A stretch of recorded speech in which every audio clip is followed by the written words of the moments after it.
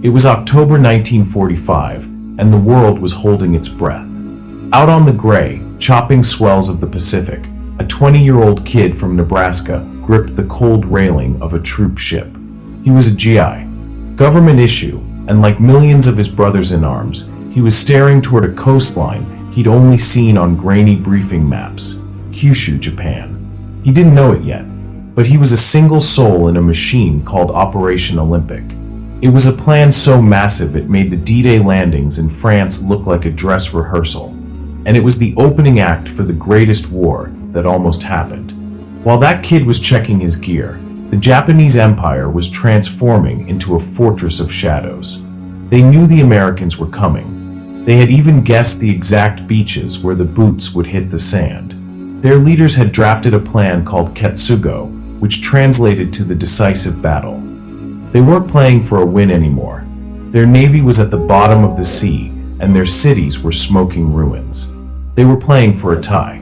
They figured if they could make the price of victory high enough, if they could send enough Joes home in boxes, the American public would lose its nerve and let Japan keep its empire.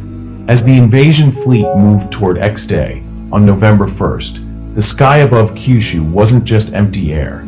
It was a trap. Hidden in camouflaged hangars, and even inside hills were over 12,000 planes, half of them rigged for kamikaze missions. American intelligence had wildly underestimated this number, thinking there were only about 2,500 left. The Japanese plan was a saturation attack.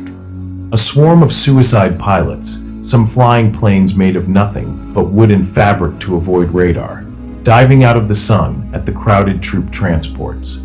They didn't want to fight the battleships. They wanted to drown the invasion before a single soldier even touched the sand. If that Nebraska kid actually made it to the beach, he wouldn't have found a country ready to quit. He would have found a landscape of total sacrifice. Beneath the waves, Sea Devil motorboats packed with explosives hid in coastal caves, waiting for the cover of night to ram into American destroyers. In the mud near the shore, Fukuryu divers waited in the dark for days, breathing through tubes, holding explosive mines tied to the ends of long bamboo poles. Their only mission was to wait for a boat to pass over them and then push the pole upward, blowing themselves and the ship to pieces. But the most haunting part of the story wasn't the bombs, it was the people. Under the volunteer enlistment law, every male from 15 to 60 and every female from 17 to 45 had been turned into a soldier. The line between a combatant and a civilian had been erased. Because the Japanese military had run out of rifles, they were training schoolgirls and grandfathers to fight with bamboo spears and ceramic hand grenades that looked like tea jars. They were taught to hide in holes and wait for an American tank to pass over them, then pull the pin on a satchel charge strapped to their chest. For the American dogfaces, the war was turning into a moral nightmare. To survive, they would have been forced to fire on the very people they thought they were there to save. Nature itself seemed to be warning both sides. In October 1945, just weeks before the planned invasion, a monster storm named Typhoon Louise slammed into the American staging grounds on Okinawa. It was the most lethal storm the U.S. Navy had ever seen, with 60-foot waves and 150-mile-per-hour winds that tossed massive ships onto the reefs like toys. Had the war not ended in August, this divine wind would have crippled the American fleet just as it was preparing to launch, potentially turning the invasion into a chaotic disaster before it even began. Back in the White House, the math of death was being calculated in cold, hard numbers. Planners estimated that up to 1 million American lives could be lost or shattered in the invasion. On the other side, nearly the entire defending army of 900,000 men was expected to fight to the last breath. And then there was the silent killer, famine. A naval blockade called Operation Starvation had already cut off Japan's food.